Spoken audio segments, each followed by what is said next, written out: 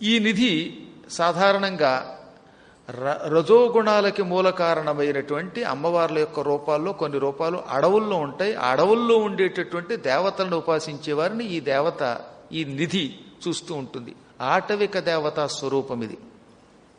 సత్వగుణము తమోగుణము కలిగినటువంటి నిధి ఏడవ నిధి. సత్వ తమస్సుల యొక్క మిశ్రితం, దానికి నీలనిధి అని పేరు. ఈ నరుడికి సద్గుణములుంటాయి, దాంతోపాటు కొంచెం అప్పుడప్పుడు మొండితనం ఉంటుంది. ఎక్కువగా సద్గుణాలు ఉంటాయి. సత్వము తమస్సు కలిగి ఉన్నప్పటికీ ఈ నిధిలో ఎక్కువ భాగం సత్వం ఉండి కొంచెం మొండితనం ఉంటుంది. అంటే మంచివాడే, కానీ ఒక్కోసారి మాత్రం మొండితనం వస్తుంది. ఇంతే అంటాడు, ఇంకా అవతలవాడు చెప్పింది వెండవు. మంచిలో కొంత చెడ్డ. ఇటువంటి వాళ్ళ దగ్గర ధాన్యం, తర్వాత పత్తికి సంబంధించిన వ్యాపార లక్షణాలు ఎక్కువ ఉంటాయి. వస్త్రములు కొంటారు, అమ్ముతారు, దానగ్రహాలు చేస్తారు. ఇళ్లల్లో శంఖాలు, ముత్యాలు, ఇంకా నీళ్లల్లో నుంచి వచ్చే వస్తువులు ఎక్కువగా అమ్మడం చేస్తారు. అంటే పువ్వులు కానీ చేపలు కానీ ఇటువంటి వాటితో కూడా వర్తకం చేస్తారు. వీళ్ళకి ఎక్కువగా చందనం అంటే ఒంటికి సుగంధ ద్రవ్యాలు పూసుకోవటం, మంచి మంచి బట్టలు కట్టుకోవటం, ఆభరణాలు ధరించటం ఇవి ఇష్టంగా ఉంటాయి. ఈ వ్యక్తుల యొక్క సంపద కూడా 7 తరముల పాటు ఉంటుంది. వాళ్ళంత తేలిగ్గా విడిచిపెట్టదు. వీళ్ళు సహజంగా చెప్పాను కొంచెం తమో గుణం ఉండడంలో మొండితనంతో ఉంటారు. ఇంకా తమో రజో గుణములు రెండూ కలిసినటువంటి నిధి 8వ నిధి. దీని పేరు శంఖము అంటారు. దీన్ని పొందినవాడు శంఖనిధి చేత చూడబడినటువంటి వాడు మంచి బట్టలు కడతాడు, ఎక్కువగా ఆహారాలంటే ఇష్టపడతాడట. మంచి పాయసాలు, దద్దోజనాలు తెగ చేయించుకు తింటాడు. వీడికి కొంచెం మసాలాలు కూడా ఇష్టంగానే ఉంటాయి. ఈతడు తాను తింటాడు, 10 మందికి పెడతాడు, జనాన్ని వెంటబెట్టుకుని వాళ్ళ చేత పొగడ్తలు పొగిడించుకుంటూ ఆనందిస్తాడు. కాకపోతే వచ్చిన తెప్పలు ఏంటంటే ఇతని సంపద మాత్రం ఎక్కువ భాగం త్రాగుబోతులకి, వ్యభిచారులకి ఖర్చు అవుతుంది. అందుకే ఇతనితో ఆ నిధి కూడా నాశనం అయిపోతుంది. ఇంకా ఆఖరి నిధి వరం. ఈ వరం అనే నిధిలో ఇటు సత్వము, అటు రజస్సు, ఇటు తమస్సు 3 కూడా మిశ్రితమై ఉంటాయి. అంటే త్రిగుణాత్మకమైన నిధి. ఈ నిధి శివుణ్ణి ఆవాలతో అభిషేకించేటటువంటి వాళ్ళని పొందుతుందట. శివుడికి అప్పుడప్పుడు చతుర్దశి నాడు కానీ, లేక అమావాస్య నాడు కానీ, అష్టమి నాడు కానీ ఆవాలతో పూజ చేస్తే ఈ త్రిగుణాత్మకమైనటువంటిది ఎక్కువ భాగమేమో రజస్సు తమస్సు కలిగి ఉంటుంది, అందులో కొంచెం సత్వం కలిగి ఉంటుంది. ఈ నిధి పేరు వరం. ఈ విధి అలాంటి వాడిని పట్టుకుంటుందట.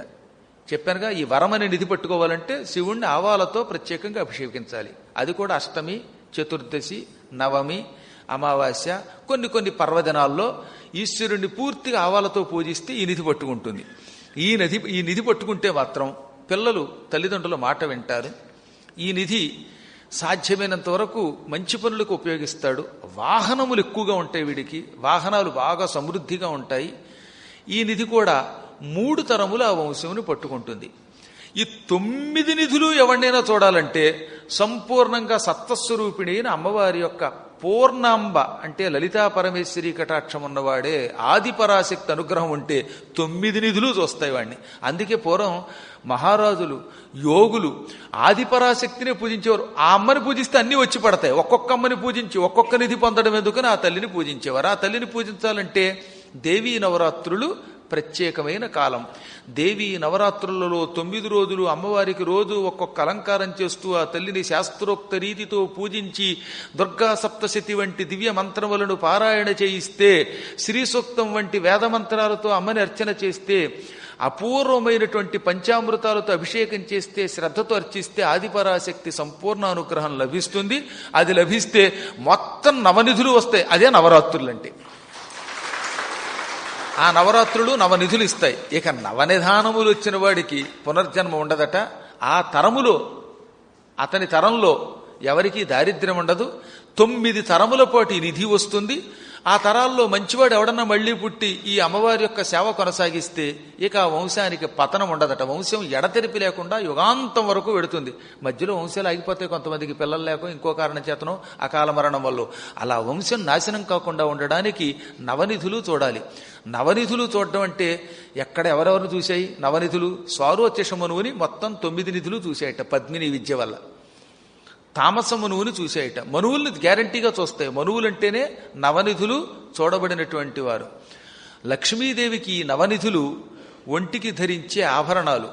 అందుకే మహాలక్ష్మిని మనం నవరాత్రుల్లో 8వ రోజుని పూజించాలి. అమ్మవారిని 8వ రోజుని మహాలక్ష్మీదేవతని భక్తితో పూజించిన వాడికి నవనిధులు వస్తాయి. మహాత్ముడు తెనాలి రామకృష్ణుడు లక్ష్మీదేవిని పాండురంగ మహాత్మ్యంలో వర్ణించాడు. అందులో ఏమంటాడో తెలుసా? నవనిధానంబులే దేవి జవళ్ళి సర్రకులు అంటాడు ఆయన. నవనిధులు ఎంతో ఉపాసన చేస్తే తప్ప మానవులకి దగ్గరికి రావు. మానవులు వాటిని పొందలేరు. అసలు మానవులు నవనిధులు పొందడం అంటే అసంభవం. కానీ ఆ అమ్మవారు ఆ నవనిధులు ఒక నిధిని వేలికి, ఒక నిధిని కాలికి, ఒక నిధిని నడుముకి, ఒక నిధిని కంఠానికి, ఒక నిధిని ఈ చేతుల యొక్క కంకణ ప్రాంతంలో, ఒక నిధిని మోకాళ్ళకి, ఒకదాన్ని భుజకీర్తిగా, ఒకటి శిరస్సున, ఒకటి ముక్కుకి, ఇలా 9 నిధులు 9 అవయవములకు 9 ఆభరణములుగా ధరిస్తుంది. అందుకే అమ్మని నవరాత్రులు అర్చించండి అంటాడు తెనాలి రామకృష్ణుడు. అటువంటి నవనిధుల యొక్క చరిత్ర చెప్పి, నాయనా ఈ లక్షణములు శ్రద్ధగా వింటే అసలు అమ్మవారి యొక్క అనుగ్రహం సగం పొందినట్టే. అసలు ఉపాసన చేయలేకపోవచ్చట మనం. అమ్మవార్లను పూర్తిగా ఉపాసన చేసే ఓపిక లేకపోయినా ఇది విన్నావుగా, పద్మిని విద్య నిన్ను కొంతవరకు అనుగ్రహిస్తుంది. ఇక ఉపాసన చేసావా సంపూర్ణంగా అనుగ్రహిస్తుంది. ఇక్కడికి నీకు 2 మనువుల చరిత్ర చెప్పాను. ఇప్పుడు 3వ మనువు ఆయన చరిత్ర చెబుతున్నాను. 3వ మనువు పేరు ఉత్తముడు. వరసగా మనువులు మర్చిపోకూడదు మనం. స్వయంభువు, స్వారోచిషుడు, ఉత్తముడు, తామసుడు, రైవతుడు, చాక్షుషుడు, వైవస్వతుడు, సూర్యసావర్ణి, మేరుసావర్ణి, దక్షసావర్ణి, బ్రహ్మసావర్ణి, రుద్రసావర్ణి, రౌచ్య, భౌత్య. ఇది 14 మంది మనువుల యొక్క పేర్లు. ఇప్పటి వరకు మనం 2 గురించి చెప్పుకోవడానికి ఇన్నాళ్లు పట్టింది. ఇంకా 12 మంది ఉన్నారు. అందులో 3వ వాడి పేరు ఉత్తముడు. ఈ ఉత్తమ మనువు చరిత్ర చెబుతున్నాను విను. స్వయంభవ మనువు చరిత్ర విన్నావు కదా. ఆయనకి ప్రియవ్రతుడు, ఉత్తానపాదుడు అని 2 కొడుకులు. అందులో 2వ వాడు ఉత్తానపాదుడు. ఈ ఉత్తానపాదుడికి సునీతి, సురుచి అని 2 కొడుకులు, 2 భార్యలు. అందులో సునీతి యొక్క కుమారుడు ధ్రువుడు, సురుచి యొక్క కుమారుడు ఉత్తముడు. చిన్నప్పుడే ఉత్తానపాదుడి యొక్క తొడ మీద కూర్చుని ఉండగా ఈ ఉత్తముడు, పాపం ధ్రువుడు కూడా అక్కడికి వచ్చాడు. పెద్ద భార్య కొడుకు ధ్రువుడు, 2వ భార్య కొడుకు ఉత్తముడు అన్నమాట. ఈ పెద్ద భార్య కొడుకు ధ్రువుడు, మా నాన్నగారి తొడ మీద మా తమ్ముడు కూర్చున్నాడు, అన్నయ్యని కదా నేను కూర్చోవచ్చని వస్తూ ఉంటే వాళ్ళమ్మ మెడబట్టుకు తోసేసి, ఒరే ఈ తొడ మీద కూర్చునే అర్హత నీకు లేదు, ఈ తొడ నా కొడుకుది. ఒకవేళ నీకు మా నాన్నగారి తొడ మీద కూర్చోవాలనే కోరిక నీకున్నట్టయితే నువ్వు మీ అమ్మ కడుపులోంచి పుట్టడం వల్ల అది సాధ్యం కాదు గనక చచ్చి ఆత్మహత్య చేసుకుని మళ్ళీ నా కడుపులో పుట్టు. అలా కుదరకపోతే విష్ణువు కోసం తపస్సు చేయి, విష్ణుమూర్తిని వరం అడుగు. ఏమని అడుగుతావు? నేనండి మా పిన్ని కడుపును పుట్టాలండి, మా పిన్ని కడుపును పుడితే నా అన్నగారు తొడ మీద కూర్చోగలుగుతాను, కాబట్టి దయతో నన్ను మళ్ళీ మా పిన్ని కడుపున పుట్టేలా చెయ్యండి అని విష్ణువుని అడిగితే ఆయన నిన్ను అనుగ్రహించి నా కడుపులో పారేస్తాడు. నా కడుపులోంచి 2వ కొడుకుగా పుడతావు, పుట్టావంటే తొడ మీద కూర్చోవచ్చు. ఇంత మాట అందిట కుర్రాడితో. అది ఆవిడ లక్షణం. దాంతో ధ్రువుడు ఆగ్రహించాడు. ఆయన తపస్సు చేసిన కథ భాగవతంలో చెప్పుకున్నాం. ఆ తర్వాత ధ్రువుడికి మహావిష్ణువు యొక్క అనుగ్రహం కలిగింది. ఆయన ఈ మొత్తం సామ్రాజ్యం అంతా, ఏది వాళ్ళ అమ్మేమో నా కడుపును పుడితే గాని నీకు తండ్రి తొడ మీద కూర్చునే అవకాశం లేదంటే విష్ణు అనుగ్రహంతో భూమండలాన్నే పరిపాలించాడు. ధ్రువ నక్షత్రమయ్యాడు. అప్పుడు సిగ్గుపడి 2వ భార్య సురిచి కన్నీళ్లు పెట్టుకుని, నాయన ఏదో ఆనాడు పిచ్చివాగుడు వాగాను, వీడు నీ తమ్ముడు, నా కొడుకు, వీడిని జాగ్రత్తగా చూడంటే, వెర్రి తల్లి నువ్వే అసలు మా అమ్మ లాంటి దానివి, మా అమ్మ కంటే నిన్నే ఎక్కువ గౌరవిస్తాను, మా అమ్మని ఎంత పూజిస్తున్నానో నిన్ను అంత నెత్తి మీద పెట్టుకు పూజిస్తాను. ఎందుకో తెలుసా? నువ్వే కనుక ఆనాడు నన్ను దెప్పి ఉండకపోతే, నాకు మనస్సుకు నొప్పి కలిగి ఉండకపోతే పరమేశ్వరుడి దర్శనం నాకు అయ్యేదా? శ్రీమన్నారాయణుడి గురించి తపస్సు చేసే ఒక మార్గం చూపించిన దేవతవమ్మ, నా నెత్తి మీద దేవతవన్నాడు ఆయన. నిజంగానే ఒక్కొక్కప్పుడు అవతలవాడు దెప్పకపోతే మనం ఏం చేయలేం సుమా. నన్ను చిన్నప్పుడు ఒకడు అలాగే ఉట్టికి ఎగరలేనమ్మా స్వర్గానికి ఎగురుతుందా అన్నాడు. అన్నందుకు పట్టుదలతో ఇవాళ సద్గురు స్థానంలోకి రాగలిగాం. మనకి తపస్సు చెయ్యాలనే కోరిక కలిగించిన వాళ్ళంతా గురువులు. అందుకే తేభ్యో నిత్యన్నమో నమః. అలాంటి గురువులందరి గురించి నిత్యము నమస్కరిస్తున్నాను. ఒకసారి కాదు, నమో నమః, మళ్ళీ దండం, మళ్ళీ దండం. దండం పరిపరి విధాలు పెట్టాలి. పదే పదే పెట్టాలి. మనల్ని ఎవరు దెప్పుతారో, ఎవరు తిరస్కరిస్తారో వాళ్ళంతా గురువులు. పొగిడేవాడి కంటే తిట్టేవాడి వల్ల లాభం ఎక్కువ ఉండోయ్. నీ మొహం, నువ్వు ఉపన్యాసం మానేసి ఇంట్లో కూర్చో అని ఎవడన్నా కామెంట్ పెడితే ఇంకా రెచ్చిపోయి చెప్పు. నువ్వు మాకున్న లక్ష్యం ఏంటో తెలుసా? ఎవరిని పట్టించుకోం. నువ్వు తిట్టావా పొగిడావా అవి పట్టించుకుంటే అసలు ఇన్నేళ్ళు ఎలా ఉపన్యాసం చెబుతాం? ఇప్పటికి 32 ఏళ్లుగా ఈ ఉపన్యాసాలు మేము చెబుతున్నామంటే ఎవడన్నా పొగిడాడనో లేకపోతే తెగిడాడనో పట్టించుకుంటున్నావా? వీ డోంట్ కేర్ ఈ విషయంలో. ఎందుకని? సాధన చేయటంలో ఇది ఒక భాగం. ఎప్పుడు నువ్వు అవతల వాడిని పట్టించుకోవాలి. తప్పుడు పని చేసినప్పుడు మాత్రం పట్టించుకో. నువ్వు ఒక ఉత్తమ కార్యం చేసినప్పుడు పట్టించుకోకు. నీ పద్యం బాగుందన్నాడా? మంచిది. చండాలంగా ఉందన్నాడా? ఇంకా మంచిది. అంతేగాని నా పద్యం బాలేదా అయితే నేను రాయను అనకో. నా కవిత్వం బాలేదా నేను రాయను అనకు. నా పురాణం బాలేదా అయితే చెప్పననుకో. వాడు అలా అన్న కొద్దీ ఇంకా బాగా చెప్పు. అవతల వాడు నిన్ను పడగొట్టడానికే ఆ మాట చేస్తాడండోయ్. మిమ్మల్ని ఎందుకు కామెంట్ చేస్తారనుకుంటారు ఇతరులు? మీలో నిరుత్సాహం తెచ్చి మీరు భ్రష్టులైపోవాలని వాళ్ళ కోరిక. వాళ్ళ మాయలో మీరు పడకూడదు. కాబట్టి ఈ రోజు నుంచి మీరు గుర్తుపెట్టుకోండి, మిమ్మల్ని అవతలవాడు ఎన్ని తిట్టినా ఏం చేసినా మీరు నవ్వుతూ ఉండండి, ఆనందంగా స్వీకరించండి దాన్ని. మీరు మాత్రం ఈ పనులు మీరు చేసుకుపోండి. ఎందుకంటే ఈ తిట్టేవాడు నీకేమీ ఒక రూపాయి కూడా అన్నం పెట్టాడు. పొగిడేవాడు ఏం చేయడు. మన పని మందే. కాబట్టి నింద స్తుతులు రెండూ సమానంగా స్వీకరించాలి. ఒక్కొక్కప్పుడు నిందలు మరింత ఉపకారం చేస్తాయి. ఆనాడు నీవు చేసిన ఉపకారం అంతా ఇంతానా అని ఆ తల్లిని పొగిడి, నీకు మాట ఇస్తున్నాను, నా కన్న తల్లిలా నేను చూస్తాను, నా సొంత తమ్ముడి కంటే ఎక్కువ చూస్తాను అని ఉత్తముడిని ప్రేమతో దగ్గరికి తీసుకున్నాడు, నెత్తి మీద పెట్టుకున్నాడు. కానీ కాలాన్ని ఎవరం దాటలేం కదా. ఒకనాడు ఈ ఉత్తముడు అనేవాడు యక్షులుండేటటువంటి కుబేరుడు మొదలైనటువంటి వాళ్ళందరూ ఉండేటటువంటి హిమాలయ పర్వతానికి వేటకెళ్ళాడు. అక్కడ చాలామంది కుబేరుడి యొక్క కింకరులు ఉన్నారు. ఈ కింకరులంతా కూడా కిన్నరులు, కింపురుషులు, యక్షులు అని పిలువబడేవాళ్ళు. వీళ్లతోటి ఉత్తముడికి తగాదా వచ్చింది. ఉత్తముడు ఏదో వేటకెళ్ళాడు, వాళ్ళకు ఒళ్ళు మండి ఇక్కడికి రాకూడదు మానవులు అనగానే ఈయనకి కోపం వచ్చింది. ఈయన రజోగుణం చూపించాడు, వాళ్ళు రెచ్చిపోయారు, ఘోర యుద్ధం జరిగింది. ఉత్తముడిని చంపి పారేశారు, వాటి నరికి పారేశారు. దాంతో ధ్రువుడికి తెలిసింది. వాళ్ళమ్మ అంటే చిన్నమ్మ సురుచి, నా కుమారుణ్ణి రక్షిస్తానన్నావు, నా కొడుకు చచ్చిపోయాడు అని పిచ్చెక్కి కళ్ళ ముందు భవనం పెంచి కింద పడి చచ్చిపోయిందటి పాపం. దాంతో ఈయనకి ఎంత బాధ వచ్చిందో తెలుసా? నా పిన్నిని కన్న తల్లిలో చూస్తానన్నాను. ఆ పిన్న తల్లి కొడుకు చచ్చిపోయిన బాధతో రాజాంతఃపురం పై నుంచి ఎత్తైన 7 అంతస్తుల భవనం నుంచి కిందపడి కాలుదారి చచ్చిపోయింది. పిచ్చెక్కి చచ్చిపోయింది. ఎందుకు చచ్చిపోయిందంటే కొడుకు చచ్చిపోయాడనే బెంగ. ఆ కుమారుడు నా తమ్ముడు లాంటివాడు. కన్న బిడ్డ కంటే ఎక్కువగా నన్ను ఈ తల్లి ఒక విధంగా సరైన మార్గంలో పెట్టింది. మా అమ్మ కూడా ఇంత గొప్ప మార్గంలో పెట్టలా, కానీ ఈవిడి వల్ల కదా విష్ణు దర్శనమైంది. ఈవిడికి నేను మాట ఇచ్చాను, అమ్మా నీ కొడుకు నా సొంత తమ్ముడు, వాడిని జాగ్రత్తగా చూస్తానన్నాను, నిన్ను కన్న తల్లిలో చూస్తానన్నాను. ఈ తల్లిని చూడలేకపోయాను, ఆవిడ చచ్చిపోయింది. తమ్ముడా యక్షుడి చేతిలో చచ్చిపోయాడు, ఇప్పుడు నేనేం చెయ్యాలి అని ఇంత భక్తుడు కూడా తీవ్ర క్రోధం పొంది మహావేగంగా ఒక గుర్రం ఎక్కి హిమాలయ పర్వతాలకు వెళ్ళాడు. 1 సంవత్సరన్నర కాలం యక్షులతో యుద్ధం చేసేట ఆయన ఒక్కడు. నిజానికి ఆయన చాలా సాత్వికుడు, కానీ శత్రువులు కనపడినప్పుడు మాత్రం అంతకంతా రజోగుణం వస్తుంది మహారాజులకి. ఘోర యుద్ధం చేశాడండి. యక్షుల్లో 5 లక్షల మందిని నరికి పారేశాడు. యక్షుల్ని ఓచకోత కోసేశాడు. కనిపించినవాడు చంపేశాడు. ఏరా మా తమ్ముడిని చంపుతారట్రా అంటూ ఓచకోత కోసి పారేస్తూ ఉంటే చివరికి 1 ఏడాదిన్నర గడిచిన తర్వాత ఈ యుద్ధంలో యక్షులంతా చచ్చిపోతూ ఉంటే కుబేరుడు అక్కడికి వచ్చి, నాయన ఏమిటి యుద్ధం? యక్షుల మీద పగబట్టడం ఏమిటంటే, వీళ్ళు యక్షులు కాదు రాక్షసులు, నా తమ్ముడిని చంపారు, వీళ్ళని విడిచిపెట్టనన్నట్ట. ఈయన కోపం తగ్గడంలా. కుబేరుడు చెప్పాడు, వినలేదు. కుబేరుడి మీద కూడా బాణాలు వేశాడు. అప్పుడు బ్రహ్మదేవుడు స్వయంభూ మనువు దిగొచ్చారు. స్వయంభూ మనువు స్వయంగా వచ్చి, ఇదిగో ఈయన బ్రహ్మ అంటే నా తండ్రి, నేను మీ తాతని.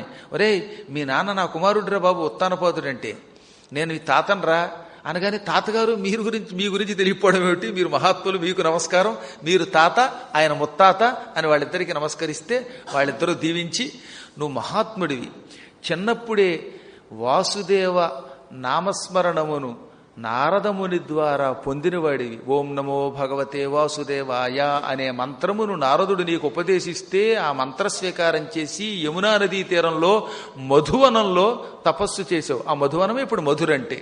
అంత తపస్సు చేసి విష్ణువుని సాక్షాత్కరింపచేసుకుని ఆయన వరాలు పొందిన నువ్వేమిటి, ఈ యుద్ధం ఏమిటంటే ఆయన తెల్లబోయి నాకు కూడా రజోగుణం వచ్చిందండి, దానికి ఒకటే కారణం నా తమ్ముడు చచ్చిపోయాడు, వాడిని జాగ్రత్తగా చూస్తానని మాట ఇచ్చాను, వాడు చచ్చిపోయాడు, పిన్ని చచ్చిపోయింది, ఇప్పుడు నేను ఇచ్చిన వరం తప్పిపోలేదా అంటే, నాయన ఇది కాలప్రభావం, నీ తమ్ముడు చచ్చిపోవడానికి గల కారణం చిన్నప్పుడు నీకు చేసిన ద్రోహం, మీ పిన్నికి దుర్మరణానికి మూల కారణం భాగవతోత్తముడవైన నిన్ను తిట్టడం, వాళ్ళిద్దరూ చేసిన పాపానికి చచ్చిపోతే వాళ్ళ మీద ప్రేమతో నువ్వు రాక్షసులు చంపుతున్నావు అనగా, మరి వాళ్ళు ఏ అపకారం చేశారో నాకు అనవసరం, వాళ్ల వల్లే నాకు హరిదర్శనం అయ్యింది, వాళ్ళు బతకపోతే నేను బ్రతకలేనన్నట్ట. అప్పుడు అక్కడికి విష్ణువు ప్రత్యక్షమై, నాయన ఈ యక్షులంతా ఒకప్పుడు అగస్త్య మహర్షికి అపచారం చేశారు. అగస్త్యుడు ఇక్కడ తపస్సు చేసుకుంటూ ఉంటే యక్షుల్లో కొంతమంది ఆయన ముక్కు పుచ్చుకున్నారట. ఆయన ప్రాణాయామం చేస్తున్నట్టండి. అగస్త్యుడు ప్రాణాయామం చేసేవాడు ఏం చేస్తాడు అని కుడి ముక్కు మూసి ఎడం ముక్కులోంచి గాలంతా కిందకి విడిచిపెట్టి ఆ తర్వాత ఎడం ముక్కు మూసి కుడి ముక్కులోంచి గాలి తీసుకుంటున్నట్ట. దాంతో యక్షులు ఏం చేశారు, వీడెవడో ముక్కు పట్టుకున్నాడు రోయ్ అని దగ్గరికి వెళ్ళి ఆ ముక్కు గట్టిగా నొక్కారు. ప్రాణాయామం చేస్తున్న ఋషీశ్వరుడు ముక్కు పట్టుకుంటే ఏమవుతుంది మరి? పాపం వాళ్ళకి ముక్కు పట్టుకోవడం అంటే అది ప్రాణాయామం అని తెలియదు, ఏదో ముక్కు పట్టుకున్నాడంటే ముక్కు పట్టుకున్నాడు, ఆ ముక్కు ఏదో మనం పట్టుకోవచ్చు అనుకున్నారట ఈ దిక్కుమాల వాళ్ళు. ఓ వెనకడు ఒక తమాషా జరిగిందిలేండి. ఓ పెళ్లి కొడుకుని ఓం భూ ముక్కు పుచ్చుకో అన్నట్ట ఎవరు పాపం పురోహితులు వారు. వీడెళ్ళి పురోహితుడు ముక్కు గట్టిగా పట్టేశాడు.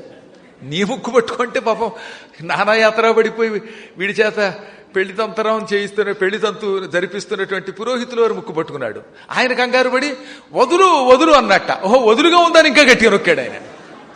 ఇంతకీ పక్కన ఉన్న పెళ్లి కూతురు వచ్చి నీ మొహంలో ఉంది, కనీసం తెలుగు కూడా నేర్చుకోవు, అందుకే వెళ్ళి పద్మాకర్ గారి దగ్గర చేరు, తెలుగు రాకపోతే ఇలాగే ఉంటుంది తెగులు, ముక్కు పుచ్చుకుంటే ఆయన ముక్కు కాదు నీ ముక్కు, దీనికి ప్రాణాయామం అంటారని ఆ పెళ్లి కూతురు చెప్పిందట. కొంచెం పెళ్లి కూతురి ఉపన్యాసం అయింది మరి అందువల్ల. కాబట్టి పెళ్లికి ముందు పెళ్లి కూతుళ్ళు ఉపన్యాసములు వింటే ఆ ఉపన్యాసం వల్ల ఉపరి సన్యాసం కాకుండా ఉంటుంది. కాబట్టి ఎందుకు చెప్తానంటే పాపం ఏదో అగస్త్యుడు ప్రాణాయామం కోసం ముక్కు పుచ్చుకుంటే ఈ ముక్కు గట్టిగా పట్టుకుని వాళ్ళు ముక్కు పిండి అవన్నీ కొంచెం అవహేళన చేశారు, బాధ పెట్టారు.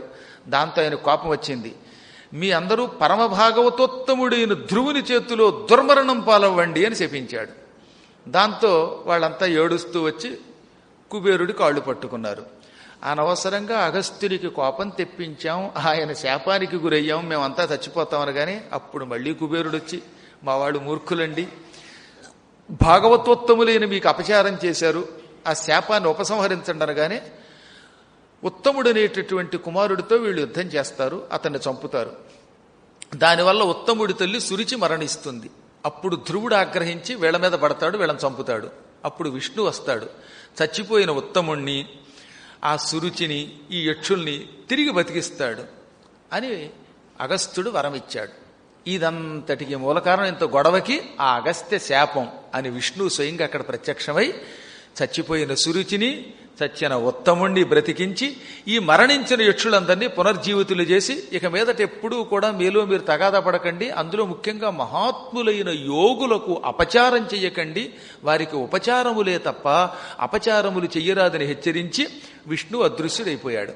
అప్పుడు స్వయంభవ మనువు, స్వయంభూ అని పేరు కలిగిన బ్రహ్మ కూడా, నాయన భాగవతోత్తమ ప్రహ్లాద, ఓ ధ్రువ, నువ్వు చాలా ఉత్తముడివి, ఇంకెప్పుడు ఇలా కోపం తెచ్చుకోకు, ఎవరి మీదైనా కోపం వచ్చినప్పుడు 3 పర్యాయములు ఓం నమో భగవతే వాసుదేవాయ అనే మంత్రాన్ని ఉచ్చరించు, అప్పుడు నీ కోపం పోతుంది అని హెచ్చరించి పంపితే ఆయన సిగ్గుపడి ఎంత యుద్ధం చేశాను, అయినా యుద్ధం చేయడానికి మూల కారణం నా మనస్సు కాదు అగస్త్య శాపం కదా అనుకుని బతికిన తమ్ముణ్ణి పిన్నిని వెంట పెట్టుకుని హాయిగా రాజధానికి వెళ్ళిపోయాడు. కొంతకాలం పరిపాలన చేసి ఆయన ధ్రువమండలం అయిపోయాడుగా, ధ్రువమండలం అనే ఒక మండలం పొందాడు. ఆ ధ్రువమండలమును పొందేటప్పుడు తన తమ్ముణ్ణి ఉత్తముణ్ణి, నువ్వు పునర్జీవితుడు అయ్యావు, ఈ రోజు నుంచి పరమోత్తముడివి, నువ్వు ఇదివరకు ఉత్తముడివి, ఇప్పుడు ఉత్తమోత్తముడివి, నా తర్వాత రాజ్యపాలన నువ్వే చెయ్యి అని మళ్లీ జీవించిన ఉత్తముణ్ణి తన తమ్ముణ్ణి పట్టాభిషిక్తుని చేసేట. ఎంత గొప్పవాడండి ఆయన. తన కొడుకులున్నారు కానీ వాళ్ళకి పట్టాభిషేకం చేయలే, తమ్ముడికే రాజ్యం ఇచ్చాడు. కన్న తల్లిలో చూసుకున్నాడు పినతల్లిని, ఆవిడ కన్నబిడ్డని సొంత తమ్ముళ్ళలో చూసుకున్నాడు. అందుకే ఆయన్ని భాగవతోత్తముడు అన్నారు. ఆయన ధ్రువమండలానికి వెళ్ళిపోతూ ఈ తమ్ముడికి ఉత్తముడికి పట్టాభిషేకం చేశాక సురుచి సునీతి వచ్చారు. మరి మా సంగతి ఏమిటి ఆయన, మమ్మల్ని ఎన్నో రకాలుగా ఇంతకాలం ఆదరించావు, మేము ఇంక భూలోకంలో ఉండలేం, మా కళ్ళ ముందు నువ్వు వేరే మండలానికి వెళ్ళిపోతుంటే మేము ఈ భూమండలంలో ఉండలేం, మమ్మల్ని కూడా ఎక్కడికైనా పట్టుకుపో అంటే ఆయన భూమండలం వద్దు, నా మండలంలో మీరు ఉండడానికి వీలేదు, నేను నా భార్య తప్ప, మీకేం కావాలో కోరుకోండి అంటే నీకు ఏ లోకం బాగా నచ్చితే ఆ లోకానికి పంపించే అన్నారు. నాకు బాగా నచ్చిన లోకం వైకుంఠం, అక్కడికి పోతారంటే వైకుంఠం నువ్వు ఇప్పిస్తే కాదంటావా అన్నారట. అప్పుడు ఆయన విష్ణువుని ప్రార్థించి ఓ విమానం తెప్పించి ఇద్దరు తల్లుల్ని, ఒక ఆవిడ కన్నతల్లి, ఒక ఆవిడ సవత్తల్లి, సవత్తల్లిని బతికించి కన్నతల్లితో పాటు దివ్య విమానం ఎక్కించి వైకుంఠానికి పంపిన భాగవతోత్తముడు అండి ధ్రువుడు. అంటే అలాంటి వాడిని మనం ఆదర్శంగా తీసుకోవాలి. ఎవడన్నా ఇంత ఉపకారం చేస్తే కూడా మర్చిపోతున్న రోజులు ఇవి. అటువంటిది అపకారం చేసిన ఆవిడ కూడా అంత జాగ్రత్తగా ఆదరించి వైకుంఠానికి పంపాడు. అందుకే భాగవతోత్తముల్లో ధ్రువుణ్ణి మనం నిత్యం తలుచుకుంటున్నాం. ఇక మీదట ఎప్పుడైనా మీరు కూడా అలాగే చేయండి.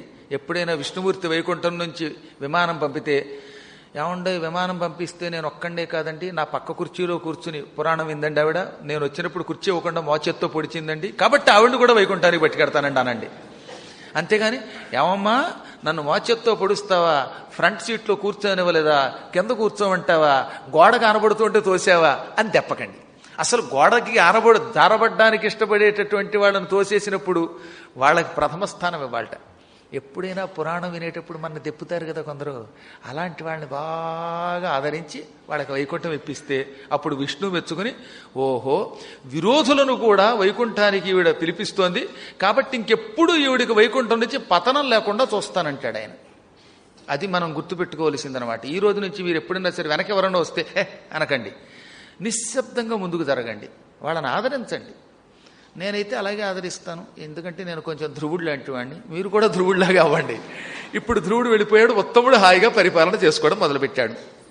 ఈ ఉత్తముడు పునర్జన్మెత్తాక మహాపరాక్రమం పొందాడు. ఇటు అన్నగారి కటాక్షం, అటు విష్ణు కటాక్షం, ఇన్ని కటాక్షాలు ఆయనకున్నాయి. ఆయనకి సొంత సోదరుడి కంటే ఎక్కువగా ఆదరించినటువంటి ధ్రువుడు ఒక మంచి అమ్మాయిని తీసుకొచ్చి పెళ్లి చేశాడు. కానీ పెళ్లి సమయానికి ఈయన ఉండడానికి వీలు లేకుండా వెళ్ళిపోయాట. తల్లుల్ని వైకుంఠానికి పంపాడు, ఈయనేమో ధ్రువ మండలానికి వెళ్ళిపోయాడు. దాంతో అమ్మాయిని చూశాడు కానీ ముహూర్తం పెట్టడం కుదరలేదు. ఏమైతేనే ఈయన లేకుండానే పెళ్లి జరిగింది. ఆ పిల్ల పేరు బహుళ. బహుళ అనే ఒక సుందరీమణిని ఉత్తముడు పెళ్లి చేసుకున్నాడు. పరాక్రమవంతుడు, యువకుడు. యువకుడని ఎందుకంటున్నామంటే పునర్జన్మెత్తాక ఆయనకి ఎప్పుడు నిశ్చయవనంట, అసలు వార్ధక్యం లేదనమాట. అందువల్ల సుఖంగా బతికాడు ఆయన. సొర్రపతి శచిన నురక్తిం పరిణయమైనట్లు వేడ్క బహుళయను తలోదరి పెండ్లియై మనం బా తరుణి విలాసంబునంద తద్ద తగిలిన.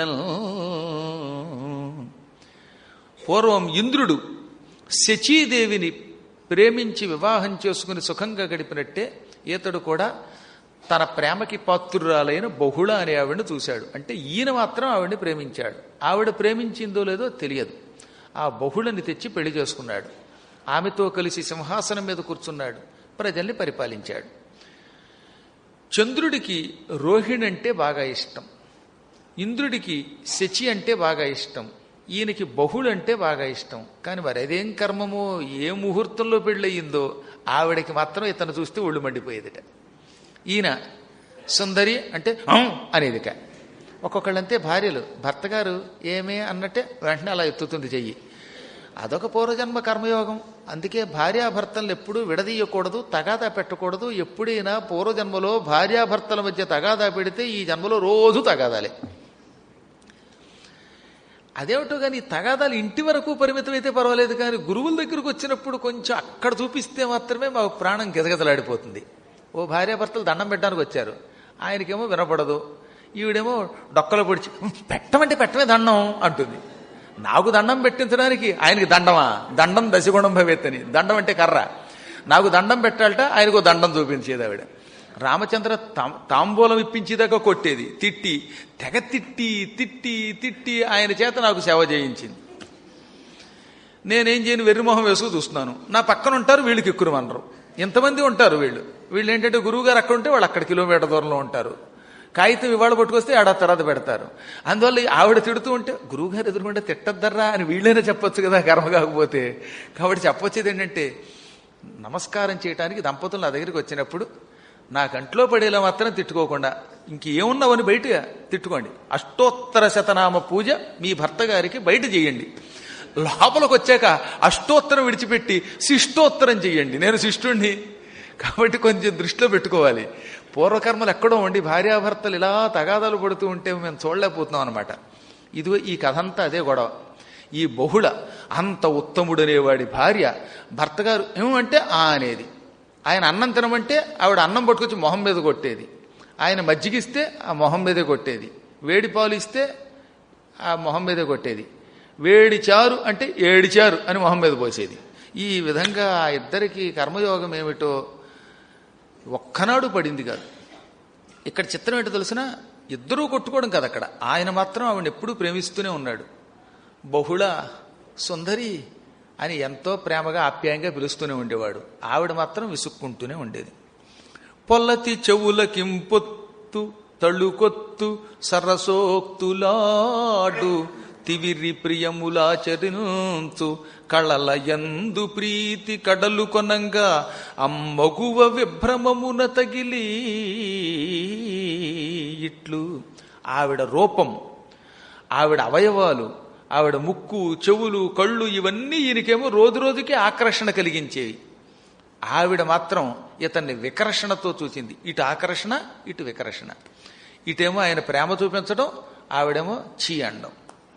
ఎంత అనుకూలంగా ప్రవర్తించినా, ఎంత నెత్తి మీద పెట్టుకు చూద్దామని చూసినా ఆవిడ అంతకంతకీ ఆయన మీద కోపమే ప్రదర్శించేది, తిట్టేది. దాంతో విసిగిపోయాడు ఆయన. ఎంత విసిగినా ఆవిడ మాత్రం వదలలేకపోయేవాట. అది కూడా ఒక బంధంలండి. అందువల్ల ఆవిడ కోపించినా సరే, కోపిస్తేనే ఆవిడ తన్నినా బాగుంది అనుకునేవాడు పాపం. ఇలా ఒక 10 సంవత్సరముల కాలం వాళ్ళ కాపురం గడిచింది. బయటికి చెప్పుకోలేడు, మహారాజు కదండి, ఇంత భూమండలాన్ని పరిపాలించే స్వయంభువ మనువు యొక్క మనుమడైన స్వయంభువు కొడుకు ఉత్తానపాదుడు, ఉత్తానపాదుడి కొడుకు ఈయన. అంటే అంతటి మనువు గారికి, ప్రథమ మనువు గారి యొక్క మనవడయ్యుండి ఈయన కర్మిలా కాలింది. పైగా ధ్రువుడు అంతటి వాడు ఇతనికి సింహాసనం ఇచ్చాడు. అయితేనే సింహాసనమే, కానీ ఇంట్లో మాత్రం భార్య దగ్గర ఈయనకి గ్రామసింహాసనం. సింహం బయట, ఇంట్లో గ్రామసింహం. గ్రామసింహం అంటే చెప్పక్కర్లేదుగా, గ్రామసింహం అంటే భౌ అనే కుక్క. అలా పరిస్థితి వచ్చింది ఈయనకి కర్మ. ఈ విపరీత ప్రవర్తనకి కారణమేమిటా అని ఆలోచించి కొంతమంది శిష్యుల్ని, మహాత్ముల్ని అడిగి, వాళ్ళు మాకు కారణం తెలియదంటే ఇంక కిక్కురు మనకుండా దానికి అలవాటు పడిపోయాడు. 10 ఏళ్ళు రోజు భార్య కొట్టగా తిట్టగా మనకు కూడా అలవాటు అయిపోతుంది. మనకంటే నేను చెప్పేది ఆ అనుభవం ఉన్న వాళ్ళకి. మళ్ళీ అనుభవం లేని వాడికి మనకంటే గురువు గారికి ఏమైనా అనుభవం ఉందనుకుంటారేమో. దేవుడి దేవుళ్ళు నాకు ఆ యోగం లేదు. అయినా మీకు నేను చెప్పాలా, ఎంత అనుభవం లేకపోతే ఈ స్థాయికి వచ్చి ఉంటారు మీరు మాత్రం. ఇలా కొంతకాలం గడిచింది. ఒకరోజు మాత్రం ఏం జరిగిందంటే, ఈ ఉత్తముడితో పాటు ఒకప్పుడు చదువుకున్న విద్యార్థులు వచ్చారట. ఉత్తముడు వీళ్ళంతా వశిష్ఠుడి దగ్గర చదువుకున్నారు. వశిష్ఠుడు వీళ్ళకి కులగురువు. ఈయంతో పాటు ఒక 16 సంవత్సరముల పాటు విద్యలభ్యసించినటువంటి విద్యార్థులు వచ్చారు. అంటే ఇతనికి ఆత్మీయ మిత్రులు, ఒకే గురుకులంలో చదువుకున్నారుగా. అందువల్ల వీళ్ళంతా కూడా అంతేవాసులు. వాళ్ళంతా రాజకుమారుడితో పాటు మేము కష్టపడి చదువుకున్నాం. రాజకుమారుడు చిన్నప్పుడు ఎన్నో విద్యలు నేర్చుకున్నాడు. ఆయన మేము కలిసి నేల మీద పడుకున్నాం, మంచాల మీద పడుకున్నాం, ఒకే కంచంలో తిన్నాం, ఒకే గుర్రం ఎక్కాం, తిరిగాం. ఇంతకాలానికి ఆయన మహాప్రభు అయ్యాడు. ప్రభు అయినా మనల్ని మర్చిపోతాడా లేదా అనుకుంటూ ఇతనితో చదువుకున్నటువంటి ఇతని క్లాస్మేట్స్, అదే తరగతిలో చదువుకున్నటువంటి వాళ్ళు ఒక 60 మంది వచ్చారట. వీళ్లలో అన్ని కులాల వాళ్ళు ఉన్నారు. వైశ్యులు ఉన్నారు, క్షత్రియులు ఉన్నారు, శూద్రులు ఉన్నారు, విప్రులు ఉన్నారు, ఇలా అందరూ ఉన్నారు. ఈ అందరూ కలిసి 60 మంది మహారాజా అని సభలోకి రాగానే రాజుగారు సభలో లేచి నిలబడి, నేను ఎంత మహారాజునైనా మీకు మాత్రం మిత్రుణ్ణి, మనందరం కలిసి చదువుకున్నాం, మనకి కులమేమిటి, మతమేమిటి, మిత్రులం అని వాళ్ళని గాఢంగా కౌగిలించుకుని తన పక్కన ఆసనాలు ఇచ్చి కూర్చోబెడితే వాళ్ళు తెల్లబోయారు. ఎంత గొప్పవాడివయ్యా నువ్వు, మనువంశస్థుల యొక్క లక్షణం ఇది. వీళ్ళకి పక్షపాతం ఉండదు, కులం ఉండదు, జాతి ఉండదు, మిత్రులను సొంత సోదరులు ఆదరిస్తారు మీరంతా, మీ ధ్రువుడు అంతే, నువ్వు అంతే అని వాళ్ళంతా ఆనందంతో పొంగిపోయారు. ఈ పూట మీ అందరికీ విందు భోజనం పెడతాను రండని తన అంతఃపురానికి తీసుకెళ్ళాడు ఆయన.